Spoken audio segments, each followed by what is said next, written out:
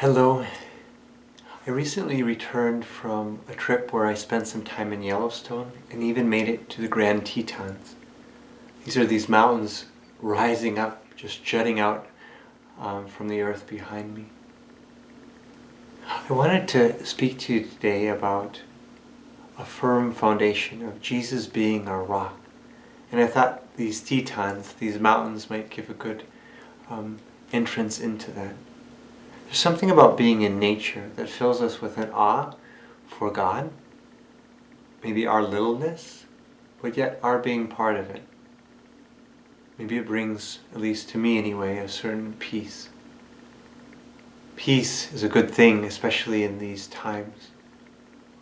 There really is an instability that's swelling up in so many different ways.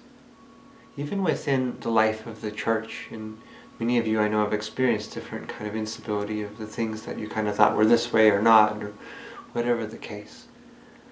But for the vast majority of us, this has been most felt with things that, where we fear, or just all the unknowns with the COVID stuff going on. But also the economic unsettledness that is part of our time as well, and the social unrest. All this is kind of coming together. And I've noticed within you as I talk to you and observe things, that there's this growing sense, not only just even in this time, but it's been growing, of a certain instability. And this causes an unsettledness and an anxiety within us. It's actually a beautiful opportunity to turn to Jesus, to God. I don't say this just because I'm supposed to as a priest, but one of the aspects of God is that He's unmovable, meaning that He's stable, that He never changes. He's a rock. This is attractive in times of instability, in a life when we're unstable. Oftentimes these are the very times where we return to God, no? I want to speak about that then. To truly return to God. I want to make 2 points. One of them is an invitation to really return to God. It's true. For the vast majority of us, God becomes kind of a second, third, or fourth place. Even this time can give us some clues into that. We find ourselves maybe disappointed in our life turned upside down, when really the Lord calls us to be completely focused upon Him and to experience His peace, the peace that the world does not give. I think of this beautiful gift that if we step out and accept, it becomes part of us. Let me read you a scriptural text. I can't remember, maybe I shared this with you just a little while ago, but it's worth sharing again. It's from Romans. What then shall we say to this? If God is for us, who can be against us? He who did not spare His own Son, but handed Him over for us all, how will He not also give us everything else along with Him? Who will bring a charge against God's chosen ones? It is God who acquits us. Who will condemn? It is Jesus who died, was raised, who also at the right hand of God was indeed intercedes for us.